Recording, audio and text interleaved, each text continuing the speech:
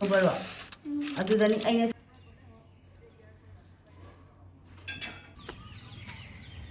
party balloon.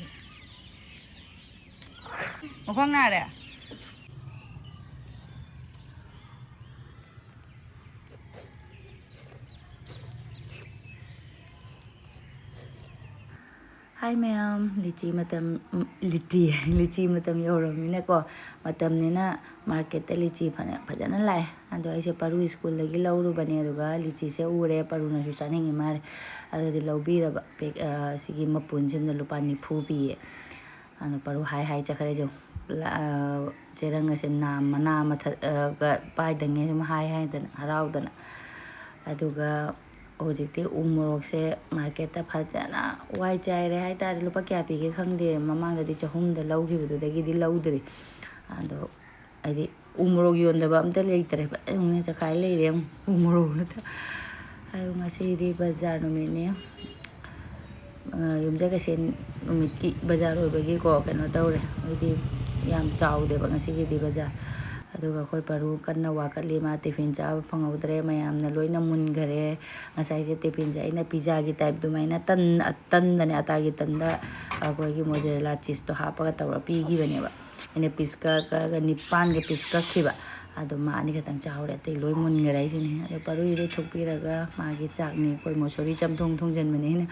adu ma gi tot pi re aduga omelette amaga omelette yaure di chak lam cha gi do mani phajana aduga Paru ising pura ising patak lang khusa si di ngasi lore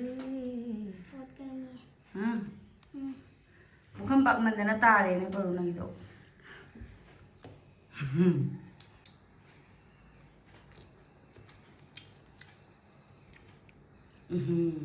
pasti sih kayak gini oleh sih pasti jauh mai be mukba haura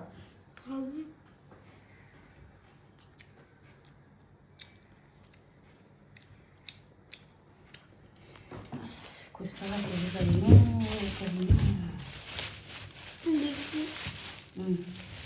Litchi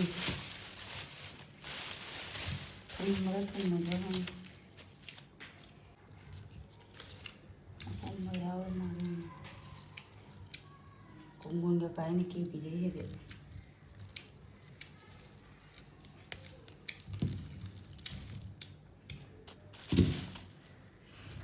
Litchi ne na manna na pungyom yome masa siga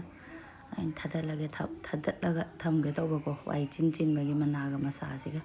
thumira thumdira su khangde ngasi se mayam khusa ma tawre padana sare dana mosori chamthong oina koi gi mathen se tausan mani ai de mit pm ga chare do ngang ani gi de omelette da mu happy bani aba as khusa mani semi kongon ga ai bo kai na ri pi ga saw khusa mani thumba yung thumra yung mithara yung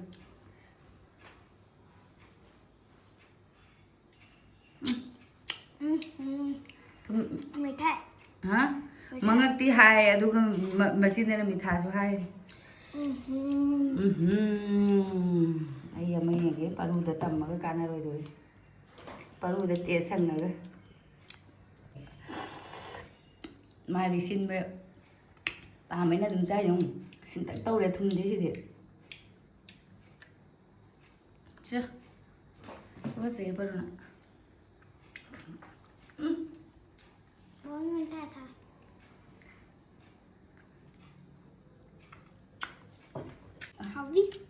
Sille duga hawi ga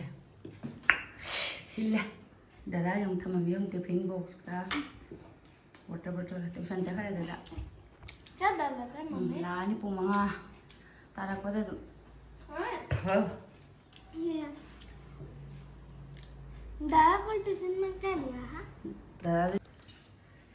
sidi sintak taro maina kana Paru jage mangai ra duna sabasida barap chuppa hawn ꯈꯪꯗꯦ ꯈꯅꯥꯎꯗꯤ ꯀꯩꯗꯧꯗꯣꯏꯕ ꯕꯔꯞ ꯁꯦꯝꯗꯣꯛꯀꯦ ꯈꯔꯕꯨꯗꯤ ꯑꯗꯨꯝ ꯑꯃꯨꯟꯕꯁꯦ ꯊꯝꯃꯒ ꯑꯁꯪꯕꯁꯤꯗꯤ ꯍꯥꯎꯔꯣꯏꯕ इसका पानी नीचे निकल रहा कई है बा पानी पानी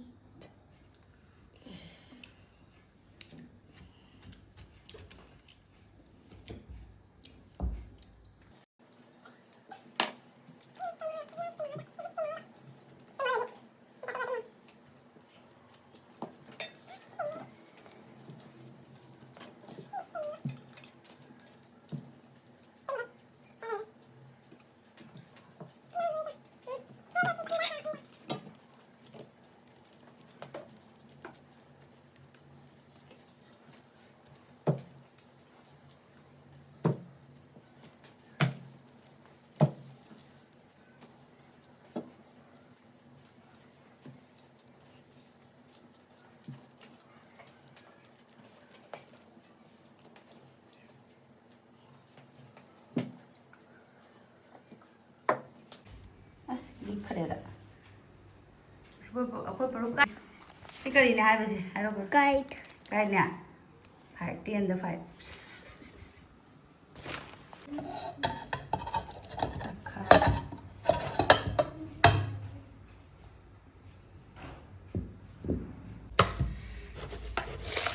ꯊꯨꯝꯕ ꯋꯥꯠꯄꯅꯤꯅ मैं सजा एक चीनी ꯄꯤꯔꯣꯏ लीची ꯍꯣꯏ ꯆꯨꯂꯥꯏ ꯄꯨꯊꯣꯛꯔꯁꯨ इसिंग खितंग हाके बाबू बोलो ना फिर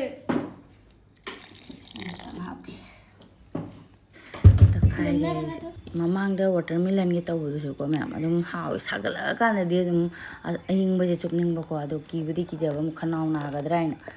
आदि फनरकपदा नहान मरगमदि नारुरबनिना मु कीबा अदुसु सागलदिको अदुम थकनिंगेबा इसिंग दुम थकना लेबनिना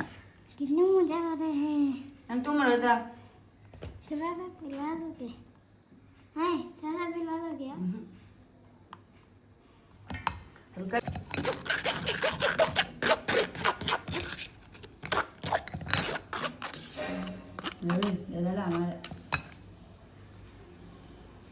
कौन है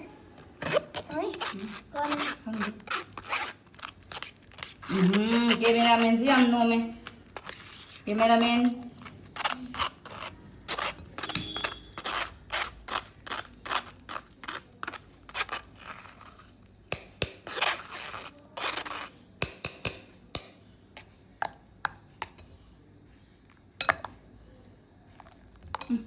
माँ जी मतलब मैं छोड़ो ये चल अभी लगे जम खाना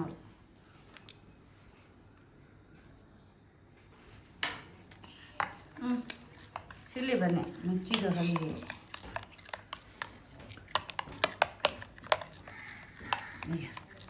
बच्चा छक्के गया है कोई सिल्ली वो भजना ओ ये तो यार टेस्टी होता है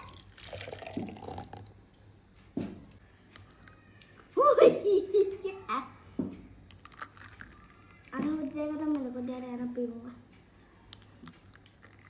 बचेगा तभी तो मैंने तो होनी पड़ेगा खत्म सुधरे क्या करने का एक मामा सिंह थी जो एक दादा का एक पापा का तो ये किसके लिए आएगी हाँ एक तो है anh đi hiện với là anh đi cả anh đi hiện là với mà ngang cái đâu ăn mà xin chi ba cái mà cái đấy mà mình cái mà cái hiện mà xin na ơi mà xin ngon gì vậy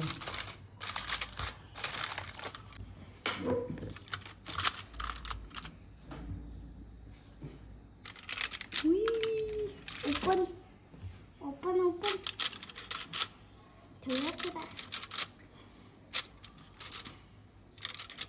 थोड़ा थोड़ा सा भी नहीं मिला mummy एक मैं भी कर लूँ दादा सिगाई ना वो बड़ो अदुदनी अइने साउनिंगी जे बरुदा Lung. Tau no parwa. Saga ini apa? Diri dan apa? Mina nami siya.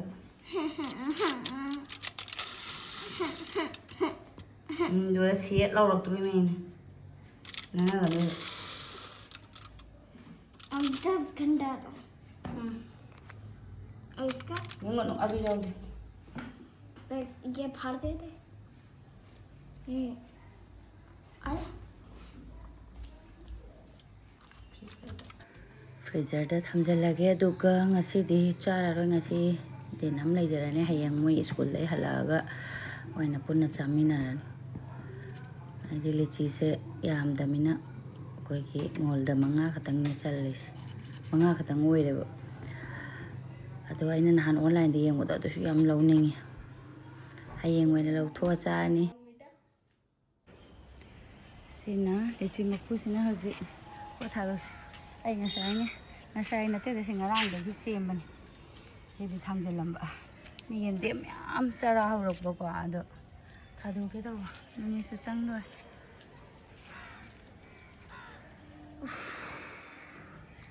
sai ngasi di phajana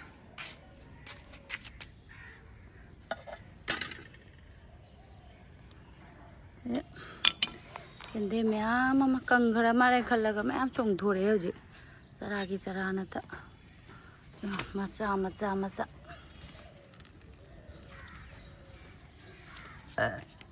kakalenya mo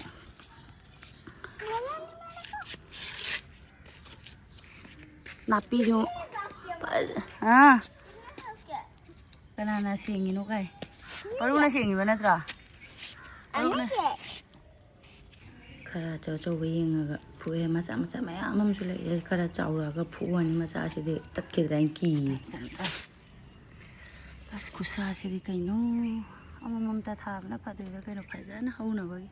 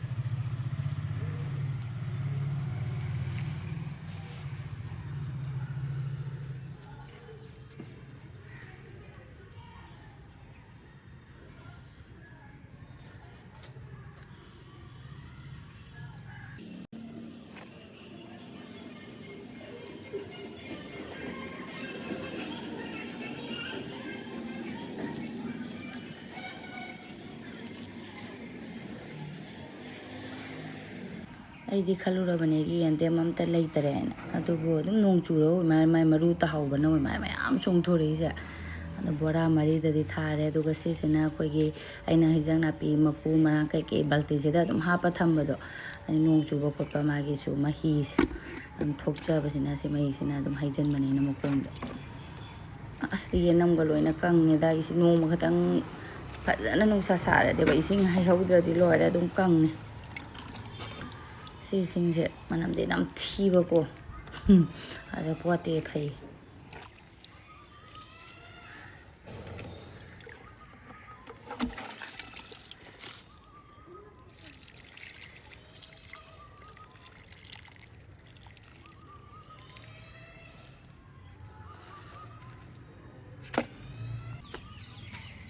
tabo phari paru ngi ma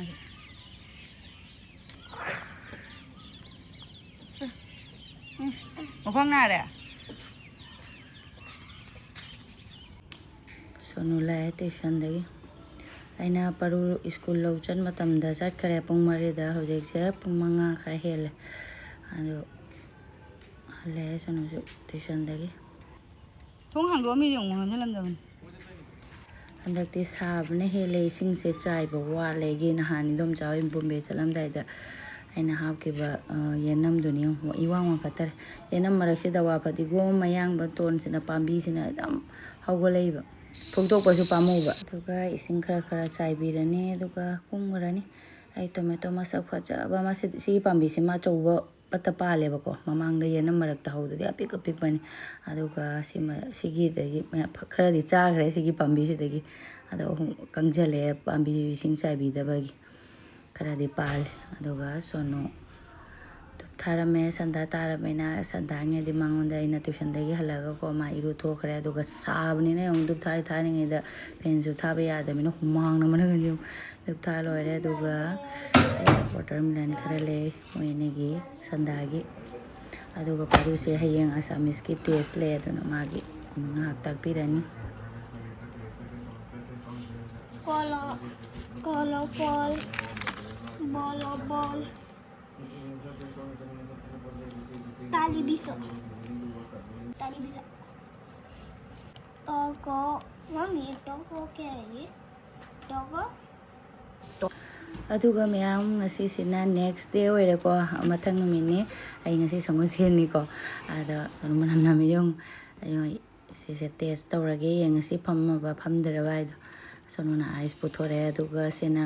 ꯑꯩꯅ ꯏꯁꯤꯡꯅ ꯉꯥꯏꯍꯥꯛꯇꯪ ꯇꯤꯡꯗ꯭ꯔꯗꯤꯀꯣ ꯂꯧꯊꯣꯛꯄꯗ ꯍꯥꯏꯗꯤ ꯏꯁꯤꯡ ꯉꯥꯏꯍꯥꯛ ꯇꯤꯡꯉꯗꯤ ꯂꯧꯊꯣꯛꯄ ꯅꯨꯡꯉꯥꯏꯕꯅꯦꯕ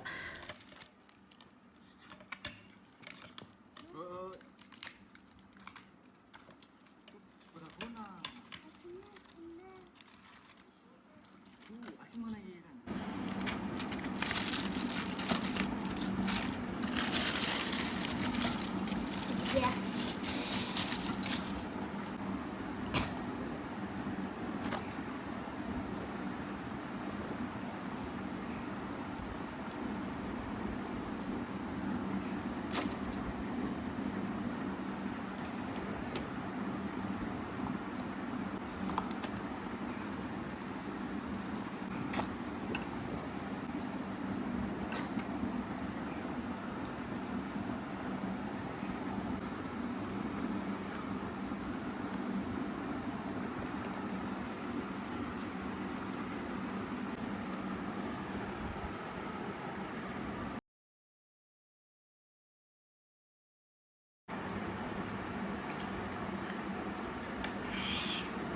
ꯃꯌꯥꯏ ꯌꯥꯎꯗꯕ ꯍꯥꯎꯕ꯭ꯔꯥ ꯏꯪꯉꯗꯤ ꯍꯥꯎꯔꯦ ꯑꯗꯨꯝ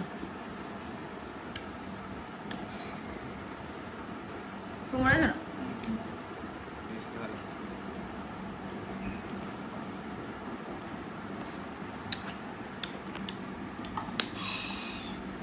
ꯗꯣ ꯑꯃ ꯊꯝꯈ꯭ꯔꯦ ꯍꯌꯦꯡ ꯆꯥꯅꯕ ꯌꯥꯝ ꯆꯥꯕ ꯐꯠꯇꯦꯕ Thanda. Asam sana ni ada garam hoता है. नहीं